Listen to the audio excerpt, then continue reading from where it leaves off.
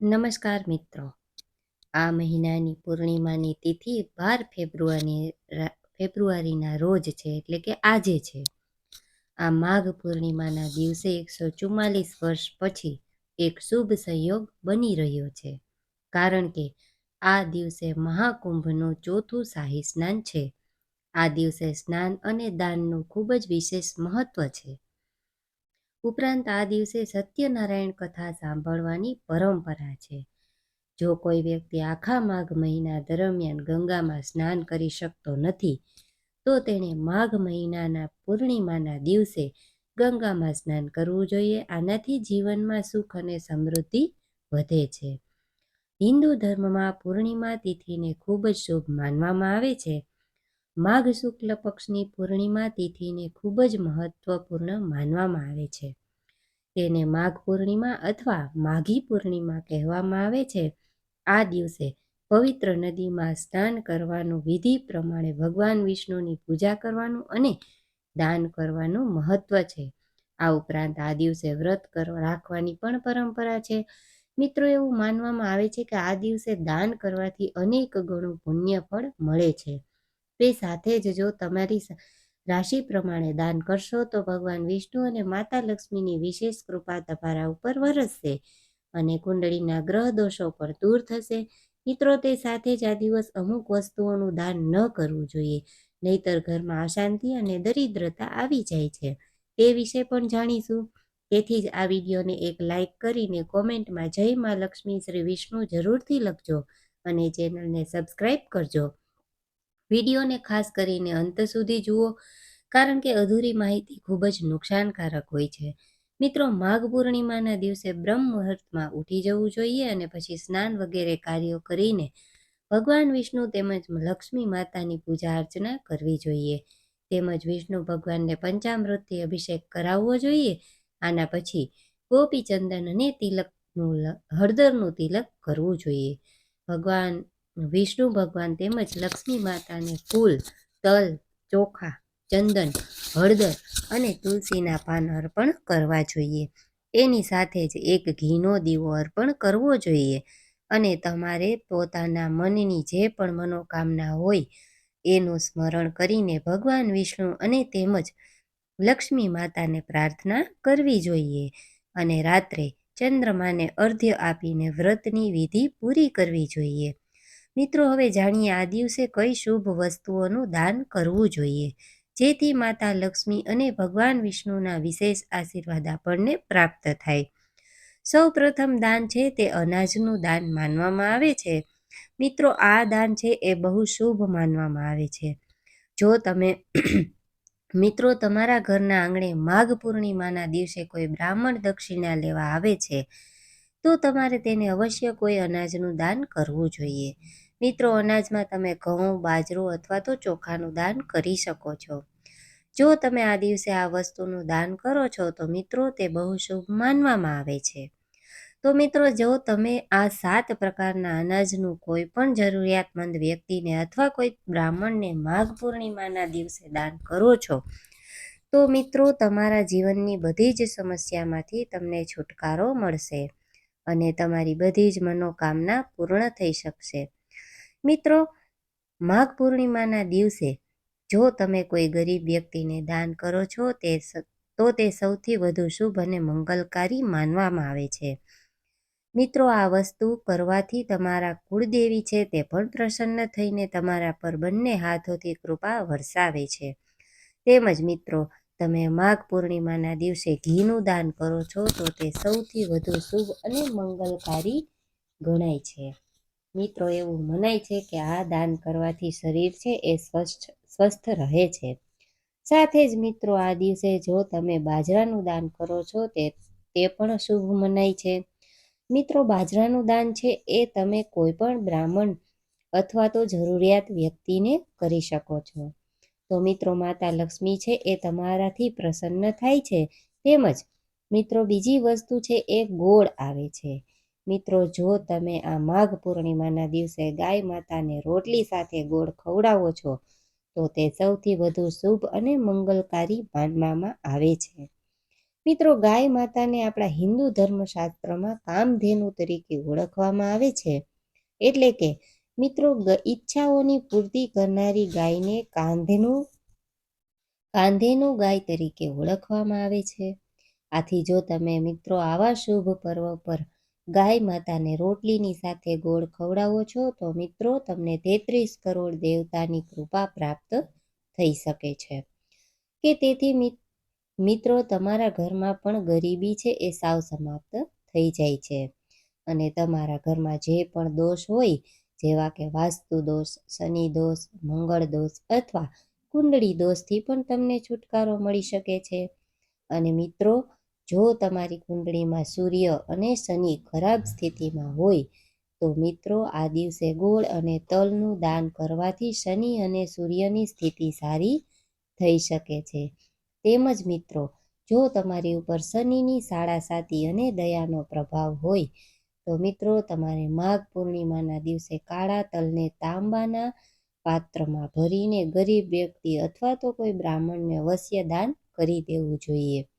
મિત્રો, આવું કરવાથી તમને શનિદેવના આશીર્વાદ પ્રાપ્ત થશે. મિત્રો, પૂર્ણિમાના શુભ દિવસ પર મીઠાનું દાન કરવું એ બહુ શુભ માનવામાં આવે છે.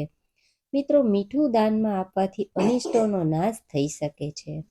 તેમજ તમારી ઉપર જો કોઈ ખરાબ વસ્તુનો પડછાયો હોય અને કોઈ તમારો ખરાબ સમય ચાલી રહ્યો હોય તો પણ તે સમાપ્ત થઈ જાય છે. મિત્રો, શિવપુરાણ અનુસાર માઘ પૂર્ણિમાના દિવસે તમે નવા વસ્ત્રોનું દાન કરો છો તો તે બહુ શુભ મનાય છે. આવું કરવાથી તમારું સ્વાસ્થ્ય પણ જળવાઈ રહે છે. જો તમારા ઘરમાં કોઈ વ્યક્તિ બહુ બીમાર રહેતો હોય તો તમારે માઘ પૂર્ણિમાના દિવસે વસ્ત્રોનું દાન કોઈ જરૂરિયાતમંદ વ્યક્તિને અવશ્ય કરવું જોઈએ. તેની સાથે જ મિત્રો, માઘ પૂર્ણિમાના ઉપર કોઈ જરૂરિયાતમંદ વ્યક્તિ એટલે કે ગરીબ વ્યક્તિના ઘરમાં જો તમે ચોખાનું દાન કરો છો તો તે પણ બહુ પુણ્યની પ્રાપ્તિ કરાવે છે. કારણ કે મિત્રો, ચોખાનું દાન છે તેને અક્ષય દાન તરીકે ઓળખવામાં આવે છે. આથી તમે આ દિવસે જેટલું પણ દાન કરો છો એનું શુભ ફળ તમને પ્રાપ્ત મળે છે. તેમજ મિત્રો, તમે માઘ પૂર્ણિમાના દિવસે પશુઓને ચારો ખવડાવો છો તો પણ બહુ શુભ માનવામાં આવે છે. આથી મિત્રો, આ દિવસે ગાય, ભેંસ અથવા તો કોઈ પણ પ્રાણીને તમે લીલો ચારો ખવડાવો છો તો તમને બધા જ દેવી દેવતાઓની કૃપા પ્રાપ્ત થાય છે. આનાથી મિત્રો તમારા ઘરમાં સુખ સમૃદ્ધિનો વાસ થાય છે. તેની સાથે જ મિત્રો, માઘ પૂર્ણિમાના દિવસે દીપદાનનું પણ શુભ મહત્વ જણાવવામાં આવ્યું છે. આથી મિત્રો, આ દિવસે જો તમે કોઈ મંદિર અથવા તો નદી કિનારે તમે દીપદાન કરો છો એટલે કે મિત્રો મંદિરમાં અથવા તો નદી કિનારે તમે દીવો પ્રગટાવો છો તો તમને શુભ ફળની પ્રાપ્તિ થઈ શકે છે. આ ઉપરાંત મિત્રો, જો તમે માઘ પૂર્ણિમાના દિવસે કોઈ કાળી વસ્તુઓનું દાન કરો છો તો તમારી ઉપર જો શનિ દોષ હોય તો તેમાંથી પણ તમને મુક્તિ મળે છે. આથી તમારે આ દિવસે કાળા વસ્ત્રો, મગફળી અને રેવડીનું દાન કરવું જોઈએ. આથી મિત્રો, માઘ પૂર્ણિમાના દિવસે તમારે ગંગા સ્નાન કરીને પછી ગરીબ વ્યક્તિને રેવડીનું દાન કરવું જોઈએ તો તે શુભ મનાય છે. સાથે જ મિત્રો, માઘ પૂર્ણિમાના દિવસે તમે કાળી શેરડીનું દાન કરો છો તો તે સૌથી વધુ શુભ અને મંગલકારી માનવામાં આવે છે. મિત્રો, આ દિવસે જે પણ દાન કરવામાં આવે છે તે અક્ષય ફળની પ્રાપ્તિ કરાવી શકે છે. મિત્રો, જો કોઈ વ્યક્તિ લાંબા સમયથી કોઈ રોગથી પીડાઈ રહ્યો હોય તો તેણે આ દિવસે ફળોનું દાન કરવું જોઈએ. આ દાન સ્વાસ્થ્ય માટે ફાયદાકારક છે અને આ દાન કરવાથી દેવતાઓનો આશીર્વાદ મળે છે. સાથે જ ઘણી પરિણીત સ્ત્રીઓ તેમના પતિ અને બાળકોના લાંબા આયુષ્ય માટે વિવિધ ઉપવાસ કરે છે.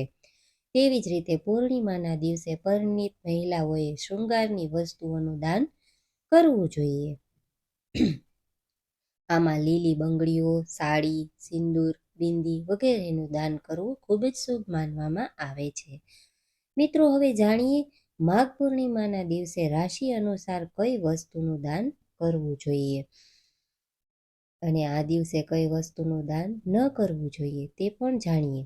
મેષ રાશિના જાતકોએ ઘઉં, ગોળ, ચણા અથવા તાંબાની બનેલી કોઈ પણ વસ્તુઓને પૂર્ણિમાના દિવસે લાલ રંગના કપડામાં રાખીને દાન કરવું જોઈએ. વૃષભ રાશિ પૂર્ણિમાના દિવસે વૃષભ રાશિના લોકો ચોખા, તેલ અને ચાંદીનું દાન કરી શકે છે, જેનાથી કુંડળીમાં ચંદ્રની સ્થિતિ મજબૂત બને છે અને ચંદ્ર દોષમાંથી મુક્તિ મળે છે. મિથુન રાશિ માઘ પૂર્ણિમાના દિવસે મિથુન રાશિના લોકો પોતાની ક્ષમતા મુજબ જરૂરિયાતમંદો લોકોને લીલા શાકભાજી, ફળ અથવા તો પન્ના રત્નનું દાન કરી શકે છે. કર્ક રાશિવાળા લોકો આ દિવસે તેની ક્ષમતા મુજબ ચાંદી, પિત્તળ, દૂધ અથવા મોતીના ઘરેણાં દાન કરી શકે છે. આમ કરવાથી તમને જીવનમાં લાભ થશે. સિંહ રાશિ મિત્રો, માઘ પૂર્ણિમાના દિવસે સિંહ રાશિવાળા લોકોએ ગરીબોને લાલ રંગની વસ્તુઓનું દાન કરવું જોઈએ. આમ કરવાથી જીવનમાં સુખ સમૃદ્ધિ જળવાઈ રહે છે. કન્યા રાશિના જાતકોએ માઘ પૂર્ણિમાના દિવસે લીલા શાકભાજી અથવા લીલા રંગના કપડાનું દાન કરી શકે છે. તેનાથી તમે જીવનની પરેશાનીઓમાંથી મુક્તિ મેળવી શકો છો. તુલા રાશિ મિત્રો, તુલા રાશિના જાતકોએ પૂર્ણિમાના વિશેષ અવસર પર વાદળી રંગના વસ્ત્રો, તાંબા અને કાંસાનું દાન કરવું જોઈએ, જેનાથી કુંડળીમાં રહેલા ગ્રહ દોષથી તમે રાહત મેળવી શકો છો. વૃશ્ચિક રાશિ મિત્રો, વૃશ્ચિક રાશિના લોકોએ મસૂર, ગોળ અને લાલ ચંદનને લાલ કપડામાં લપેટીને માઘ પૂર્ણિમાના દિવસે દાન કરવું જોઈએ. ધન રાશિ મિત્રો, ધન રાશિના જાતકોએ માઘ પૂર્ણિમાના દિવસે પીળા ફૂલને પીળા કપડામાં લપેટી સાથે જ પીળી મીઠાઈઓનું દાન કરવું જોઈએ. આ સાથે જ તમે પીળા રંગના કપડાં પણ દાન કરી શકો છો. મકર રાશિ મિત્રો, માઘ પૂર્ણિમાએ મકર રાશિના જાતકોએ વાદળી રંગની વસ્તુઓ, વાદળી વસ્ત્રો, વાદળી ફૂલોનું દાન કરવાથી શનિ પ્રસન્ન થાય છે અને સાધક પર તેની દયાળુ નજર રાખે છે. કુંભ રાશિના લોકોએ માઘ પૂર્ણિમાના વિશેષ અવસર પર ગરીબોને ભોજન અને વસ્ત્રોનું દાન કરવું જોઈએ. આમ કરવાથી તમને શુભ ફળ મળી શકે છે. મીન રાશિ મિત્રો, મીન રાશિવાળા લોકોએ પૂર્ણિમાના દિવસે પીળી વસ્તુઓ, પુસ્તકો, મધ વગેરેનું દાન કરવું જોઈએ. આમ કરવાથી તમે જીવનમાં વિશેષ લાભ મેળવી શકો છો. મિત્રો, હવે જાણી લઈએ પૂનમના દિવસે કઈ વસ્તુઓનું દાન ન કરવું જોઈએ. આ સાથે જ પૂનમના દિવસે કરવામાં આવતા વિશેષ ઉપાય પણ જાણીશું. મિત્રો, ભલે પૂર્ણિમાના દિવસે કાળા તલનું દાન કરવામાં આવે છે, પરંતુ આ દિવસે કાળા રંગના કપડાનું દાન ન કરવું જોઈએ. ખરેખર સનાતન ધર્મમાં કાળા રંગને નકારાત્મકતાનું પ્રતીક માનવામાં આવે છે. એવું કહેવાય છે કે પૂર્ણિમાના દિવસે આ રંગના કપડાનું દાન કરવાથી જીવનમાં દુર્ભાગ્ય આવે છે. જ્યોતિષ શાસ્ત્ર અનુસાર પૂર્ણિમાના દિવસે ભૂલથી પણ તેલનું દાન ન કરવું જોઈએ. આ દિવસે તેલનું દાન કરવું ખૂબ જ અશુભ માનવામાં આવે છે. એવું કહેવાય છે કે આ દિવસે તેલનું દાન કરવાથી સ્વાસ્થ્ય સંબંધિત સમસ્યાઓ થઈ શકે છે. આ ઉપરાંત તે વ્યક્તિના કાર્યો પર ખરાબ અસર કરે છે. આવી સ્થિતિમાં પૂર્ણિમાના દિવસે તેલનું દાન કરવાનું ટાળવું જોઈએ. મિત્રો, પૂર્ણિમાના દિવસે નૂકીલી વસ્તુઓનું દાન ન કરવું જોઈએ. શાસ્ત્રીય પરંપરા અનુસાર પૂર્ણિમાના દિવસે કાતર, છરી વગેરે જેવા તીક્ષ્ણ વસ્તુઓનું દાન ન કરવું જોઈએ. એવું કહેવાય છે કે તીક્ષ્ણ વસ્તુઓનું દાન કરવાથી નકારાત્મક ઉર્જાનો પ્રવાહ વધે છે. મિત્રો, પૂનમના દિવસે જૂના ફાટેલા કપડાં, ક્ષતિગ્રસ્ત વસ્તુઓ અથવા બિનઉપયોગી વસ્તુઓનું દાન કરવાનું ટાળો. હંમેશા નવી, ઉપયોગી અને સ્વચ્છ વસ્તુઓનું દાન કરો. અશુદ્ધ કે અયોગ્ય વસ્તુઓનું દાન કરવાથી પુણ્યને બદલે અશુભ અસર થાય છે.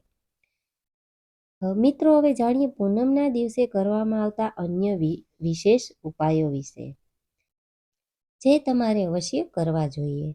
મિત્રો, પૂનમના દિવસે માતા લક્ષ્મીને પ્રસન્ન કરવા માટે આ વિશેષ ઉપાય કરી શકાય છે. તેના માટે પૂનમની રાત્રિએ મહાલક્ષ્મીની પૂજા કરો. પૂજામાં 11 અથવા 21 કોડીને લાલ કપડામાં બાંધીને માતા લક્ષ્મીને અર્પણ કરો. પૂજા પછી આ પોટલીને તિજોરીમાં રાખી દો. અથવા તો તમે ઘરમાં જ્યાં પૈસા રાખો છો ત્યાં રાખી દો. આ ઉપાય કરવાથી ઘરમાં સુખ અને સમૃદ્ધિ આવે છે. લગ્નની સમસ્યા દૂર કરવા માટે જો કોઈ વ્યક્તિના લગ્નમાં સમસ્યા આવી રહી હોય કે દાંપત્ય જીવનમાં તકલીફો હોય તો પૂનમના દિવસે વડના ઝાડમાં 7 વખત લાલ દોરો બાંધી પ્રદક્ષિણા કરો. ત્યારબાદ તેમાં દૂધ અર્પણ કરો. પછી વડના એક પાંદડાને લઈ ઈચ્છિત વર માટે પ્રાર્થના કરો. આ પાનને ઘરે લાવી પોતાના રૂમમાં રાખી દો. તરત જ લગ્ન સંબંધિત બાધાઓ દૂર થઈ જશે. ધન અને ઐશ્વર્યની પ્રાપ્તિ માટે પૂનમના દિવસે તિજોરીમાં પીળા રંગના કપડામાં હળદરનો ગાંઠિયો બાંધીને મૂકવો જોઈએ. પૂનમના દિવસે હળદર કે કેસરનું તિલક કરવું જોઈએ. તેનાથી ગુરુ મજબૂત થાય છે. પૂનમના દિવસે ઘરમાં ચંદનવાળી અગરબત્તી કરવી જોઈએ. આ સાથે જ પીળા વસ્ત્રો પહેરવા જોઈએ. મિત્રો, વાસ્તુ અનુસાર ઈશાન કોણ પર ગુરુ બૃહસ્પતિનું આધિપત્ય હોય છે. એટલા માટે પૂનમના દિવસે ઘરના ઈશાન કોણ એટલે કે ઉત્તર પૂર્વ દિશાને સાફ રાખો. તે પછી તેના પર હળદર અને પાણી નાખીને લેપ કરો. પછી ત્યાં ઘીનો દીવો પ્રગટાવો. આવું કરવાથી ઘરમાં સુખ અને સમૃદ્ધિનો વાસ રહેશે. મિત્રો, પૂનમના દિવસે શ્રીમદ ભગવદ્ ગીતાનો પાઠ કરવો જોઈએ અને ગૌ માતાની સેવા કરવી જોઈએ. આ ઉપાય કરવાથી ઘરમાં સુખ, શાંતિ, સમૃદ્ધિ પ્રાપ્ત થાય છે. કેસરના થોડા તાતડા લઈને તેને ગંગાજળમાં ઘોળીને પૂનમના દિવસે માંડીને 40 દિવસ સુધી તેનું તિલક કરવું જોઈએ. આ ઉપાય કરવાથી એકાગ્રતા વધશે અને સ્મરણ શક્તિમાં પણ વૃદ્ધિ થશે. જો નોકરી પ્રાપ્ત કરવામાં મુશ્કેલી પડી રહી હોય તો પૂનમના દિવસે કોઈ સુમસાન જગ્યા પર અથવા તો કોઈ 4 રસ્તા પર જઈને સિક્કો જમીનમાં દબાવી દો. આ ક્રિયા કર્યા બાદ પાછળ ફરીને ન જોવું જોઈએ. જો આપણા લગ્નમાં વિઘ્ન આવતા હોય અથવા તો વિવાહમાં વિલંબ થઈ રહ્યો હોય તો પૂનમના દિવસે લક્ષ્મીનારાયણના મંદિરે જઈને 2 કેળાના છોડ અર્પણ કરો. શીઘ્ર વિવાહનો યોગ બનશે. મિત્રો, પૂનમની સાંજે તુલસીનો છોડ સામે ઘીનો દીવો અવશ્ય પ્રગટાવવો જોઈએ. આવું કરવાથી માતા ભગવાન વિષ્ણુ પ્રસન્ન થાય છે. પૂનમના દિવસે પીપળાના ઝાડના મૂળ પર જળ ચડાવો. એવું કહેવાય છે કે આમથી ધનની દેવી લક્ષ્મીમાં પ્રસન્ન થાય છે અને તેમના આશીર્વાદ તમારા પર રહે છે. મિત્રો, માનસિક શાંતિ માટે પૂનમની રાત્રે ચંદ્ર ઉગે પછી ચંદ્રને જળ અર્પણ કરવું જોઈએ. તેના માટે તાંબાના લોટામાં શુદ્ધ પાણી, સફેદ દૂધ, સફેદ ફૂલ અને ચોખા નાખવા જોઈએ. આ પછી ચંદ્રદેવના મંત્રનો જાપ કરીને જળ અર્પણ કરવું જોઈએ. આ ઉપાય કરવાથી માનસિક શાંતિ મળે છે. તો મિત્રો, વિડીયોને લાઇક અને શેર કરજો અને ચેનલને સબસ્ક્રાઈબ કરી લેજો. કોમેન્ટમાં જય માં લક્ષ્મી, જય શ્રી વિષ્ણુ જરૂરથી લખજો. વિડીયોને અંત સુધી જોવા બદલ આપનો ખૂબ ખૂબ આભાર.